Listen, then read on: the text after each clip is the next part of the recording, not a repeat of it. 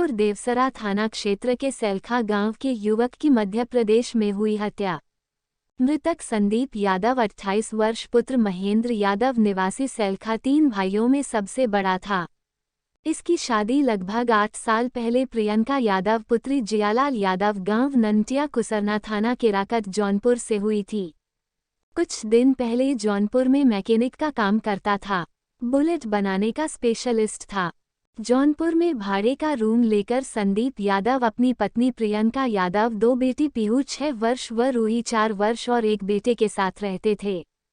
31 तारीख दीपावली के दिन वह कुछ लोगों के साथ मध्य प्रदेश घूमने गया था, जहां पर इसकी मौत हो गई। 3 दिन बाद हत्या की खबर मृतक संदीप यादव का साला संदीप दुबई से फोन करके मृतक के भाई प्रदीप की औरत एकता को बताया कि संदीप का मर्डर हो गया है। घर वालों को जब पता लगी तो भागकर मध्य प्रदेश जिला कटनी थाना अमीनाबाद पहुंचे, जहां पर पुलिस ने पोस्टमार्टम करने के बाद लावारिस में डेड बॉडी को दफन कर दिया था। पता चलने के बाद पिता महेंद्र यादव और गांव के कुछ लोगों को लेकर वहां पहुंचे। पुलिस द्वारा पहचान कराने के लिए दफन की हुई शव की जगह पर खुदाई कराकर शव की पहचान करने के बाद पुनः परिजनों द्वारा वहीं फिर से दफना दिया, क्योंकि शव की स्थिति बहुत खराब हो गई थी। वहीं परिजनों का कहना है कि मृतक संदीप यादव की पत्नी प्रियंका यादव का किसी से अवैध संबंध था, वही उसको मरवा दी। मृतक संदीप यादव की मां शोभा देवी का कहना है कि संदीप को 31 तारीख में कुछ लोग साथ में ले गए थे। कौन थे वह नहीं बता सकी। उधर मध्य प्रदेश की पुलिस प्रियंका से पूछताछ की है। परिजन बता रहे थे वह कबूल भी कर ली है। मध्य प्रदेश पुलिस द्वारा बताया गया इस घटना में 5 लोग शामिल थे। 4 की गिरफ्तारी हो चुकी है। 1 की तलाश जारी है, जल्द उसकी भी गिरफ्तारी की जाएगी। कटनी में हत्या हो गई, हाथ काट दे हैं और जलाए दे हैं संदीप का। तब हम चिल्लाए लगे भैया, इनकर बाबू हमें सुता रहन, उठ के आइन माई वो सारा में 3 जने घरे रहे। तब कहन कि मास्टर मारे नहीं है और जबलपुर में पकड़ा है उनकर मामा। हम चल्लाए लगे भैया, तब पूछे सब लगन कब हम आई उनकर बाबू। हम गए हमारे भैया के मार के बहा दे यही से पता पाए तो नहीं भैया और नहीं जाने हम। और भैया हम अपने फोन लगावे लगे। हमार भैया घरे आए रहन, माई देखे माई बेराम रही, कहीं चला आवा हम लड़के लग भारतीय मान लड़के बेराम बा। हमार भैया पनिए नहीं पिए भाग के चला गए।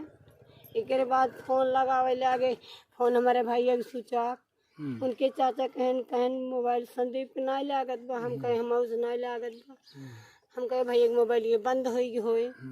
तब से भैया ना पता पाए, तब ही फोन वही कहन उनके मामा। अच्छा, ये घटना कौन किया, कुछ जानकारी है? ये घटना के हैं के किकरे नाते उनकर मेहरारू करवाइन भैया का नाम है? प्रियंका।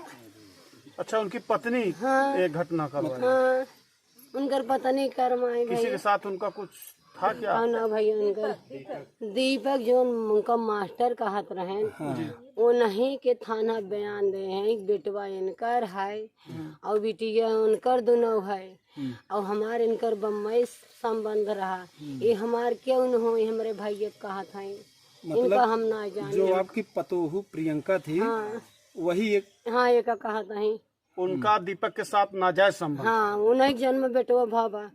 अच्छा, उन्हीं के द्वारा साजिश करके अपने पति को मरवाया गया। हाँ, हाँ भैया। मतलब जो मतलब इसमें पूरा भूमिका है आपकी जो पतोहू प्रियंका उसी का है। हाँ, उन्हें कोई मरवाए हैं भैया, कोई हमारे लाल को मरवाए। कितना उम्र हुए आपके लड़किया के? कितना उम्र हुए? ये भैया बताए दे 28 साल। 28 साल।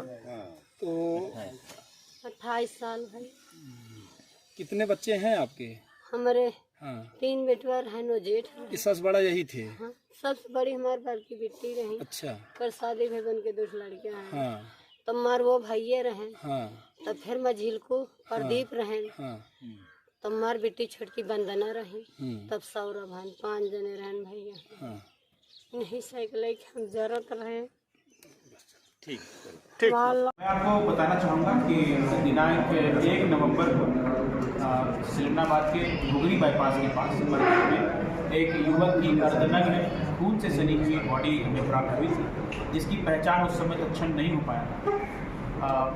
आगे चल के हमारे सभी पुलिस अधिकारी जब उन्होंने विवेचना इसकी करी है और इसके संबंध में वैज्ञानिक साक्ष्य जुटाए गए हैं, इसके पश्चात यह ज्ञात हुआ है कि मृतक युवक जौनपुर उत्तर प्रदेश का रहने वाला है। इसका नाम संदीप यादव है और इसके उपरांत हम लोगों ने घटना की सभी कड़ियों को जोड़ना शुरू किया तो हमें यह ज्ञात हुआ कि मृतक और इस घटना को कारित करने वाले 5 आरोपी, उनमें से 4 वो भी जौनपुर उत्तर प्रदेश के रहने वाले हैं और एक आरोपी अभिषेक यादव वो घुगरी में हमारे थाना सिलनाबाद क्षेत्र में निवास करता है। सर्वप्रथम अभिषेक यादव को पुलिस ने हिरासत में लेकर के उससे सख्ती से जब पूछताछ की तो उसने घटना कारित करना, घटना में शामिल होना स्वीकार किया और साथ ही साथ अन्य आरोपियों के बारे में भी और मृतक के संबंध में भी उसने बेसिक जानकारी पुलिस को प्रोवाइड किया। इसके पश्चात हमारे एडिशनल एसपी डेरिया साहब, हमारे एसडीओपी सिलनाबाद अखिलेश और थाना प्रभारी सिलनाबाद अखिलेश दाहिया और साथ ही थाना प्रभारी उमरिया पान, थाना प्रभारी बाकल और उनकी पूरी टीम लगभग 3 से 4 टीमें हमने उत्तर प्रदेश के लिए वरिष्ठ अधिकारियों के मार्गदर्शन में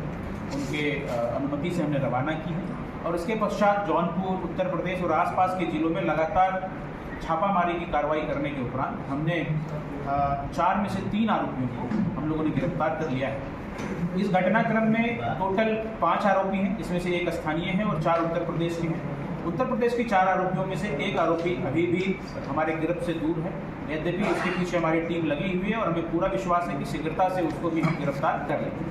सर, अभिषेक तक पुलिस कैसे पहुंची? जैसा कि मैंने आपको बताया कि पुलिस की अपनी तकनीक होती है, विवेचना करने के अपने तरीके होते हैं, जिसमें साक्ष्य संकलन, डिजिटल साक्ष्यों का संकलन और उन सभी का विश्लेषण करने के उपरांत जो है हम लोग आरोपियों तक, संदेहियों तक हम लोग पहुँचते हैं। जहाँ तक घटना क्यों हुई है इसके संबंध में मैं आपको बताना चाहूँगा कि जो इस घटना का जो मास्टरमाइंड है दीपक यादव, जो जौनपुर का रहने वाला है, वह मृतक का अभिन्न मित्र था और मृतक को वहाँ पे व्यापार व्यवसाय करने में भी उसने मदद की है। लेकिन मृतक की पत्नी के साथ, संदीप यादव जो मृतक है उसकी पत्नी के साथ दीपक का अवैध संबंध लगभग 1.5-2 सालों से चल रहा था और इस बारे में संदीप यादव को जानकारी थी। साथ ही साथ संदीप यादव अपने पत्नी और बच्चों को ठीक से उसका भरण पोषण नहीं करता था। इस कारण से मृतक जो दीपक यादव है वो काफ़ी आक्रोशित था और लगातार इस बात को लेकर के उसके बीच विवाद होते रहे। इसी बात से व्यथित होकर के दीपक यादव ने यह तय किया कि वह मृतक को ठिकाने लगाएगा और उसी के घर के पास जौनपुर का ही रहने वाला सत्येंद्र, जो कि पुराना बदमाश है, और उसका एक सहयोगी जो एक अपचारी बालक है, इन लोगों के साथ मिलकर के इसने पहले तो घटनास्थल की रेकी की, क्योंकि सत्येंद्र का रिश्तेदार अभिषेक है जो घुगरी में निवास करता है, और इस रेकी के उपरांत उन्होंने तय कर लिया कि जो जिसको आहत करना है उस व्यक्ति को यहाँ लेके हमें आना है मैहर घुमाने के बहाने, और इसके उपरांत इसकी यहाँ पे हत्या कर देंगे। और ठीक अपने प्लान के मुताबिक उसने मृतक को 4 व्हीलर में बिठा करके, आनंद यादव नामक एक युवक के 4 व्हीलर में बिठा करके वो यहाँ तक लेके आए हैं। उसको रास्ते में भी भरपूर शराब पिलाई है, घटनास्थल पर भी शराब का सेवन किया जाना पाया गया है, और उसके उपरांत शराब के नशे में जब मृतक बेसुध हो गया, खड़े होने की भी स्थिति में जब वो नहीं था, तो पत्थर पटक करके उसकी वहीं पे हत्या कर दी गई। तत्पश्चात पेट्रोल छिड़क करके उसको आग से जलाने की भी कोशिश हुई ताकि मृतक की पहचान छुपाई जा सके। कुल मिलाकर के इरादा यह प्रतीत होता है, क्योंकि मृतक और आरोपी सभी बाहर के रहने वाले थे, उत्तर प्रदेश के रहने वाले थे, यहाँ से सैकड़ों किलोमीटर दूर के निवासी थे, तो ऐसा इन लोगों की मंशा रही होगी कि अगर इसकी पहचान छुपा दी जाए तो पुलिस हम तक नहीं पहुँच पाएगी। लेकिन जैसा कि आप सभी जानते हैं कि पुलिस अपने कार्य में दक्ष है, पुलिस के पास ऐसी सारी तकनीकें हैं और हम लोग साक्ष्य संकलन करने, उसका विश्लेषण करने, और जो हमारी पेशेवर तकनीक है उसमें हम लोग सभी रूप से हमारी जो बेस्ट से बेस्ट कोशिश होती है कि हम सभी अपराधियों को पकड़े, उनको सलाखों के पीछे लाएं और माननीय न्यायालय के समक्ष उनको प्रस्तुत करें ताकि उनके किए गए अवैध कृत्य का उन्हें पर्याप्त दंड मिले। सर, आरोपियों का मृतक की पत्नी से संबंध रहा तो क्या उसकी पत्नी की भी कोई संलिप्तता है? नहीं, अभी ऐसा कुछ प्रतीत नहीं हुआ है। अभी चूंकि छानबीन जारी है, पत्नी से भी बातचीत की गई है, लेकिन ऐसा प्रतीत नहीं हो रहा है कि पत्नी को इस घटना के बारे में कोई प्राथमिक रूप से जानकारी रही है। सर, जो दीपक यादव है वो मतलब उसके अवैध संबंध है, उसने सर क्या हत्या के लिए पैसा दिया था सर? हाँ, जैसा कि इस मामले में जो आरोपी हैं उनसे जब पूछताछ की गई है उसमें यह बात सामने आई कि सत्येंद्र को पैसे की लालच में उसको अपने पक्ष में दीपक ने किया था और 1 लाख रुपए में हत्या करने की बात सामने आई है, जिसमें से एडवांस के 10,000 रुपए दीपक द्वारा सत्येंद्र को पेड भी किए। तो सर इनके खिलाफ कुछ पुराने मुकदमे भी सर क्या पुराने सत्येंद्र के बारे में जैसा मैंने आपको बताया, सत्येंद्र जौनपुर का रहने वाला है, पेशेवर अपराधी है, तो इसके खिलाफ जौनपुर में और आसपास के थानों में भी अपराध दर्ज हैं, जिसमें मारपीट के, चोरी के, अवैध शस्त्रों के ऐसे मुकदमे अभी सामने आए हैं। अभी और उत्तर प्रदेश की पुलिस से संपर्क स्थापित करके हम और जानकारी जो है प्राप्त करेंगे और इसके बारे में आपको अलग से प्रशिक्षित करेंगे।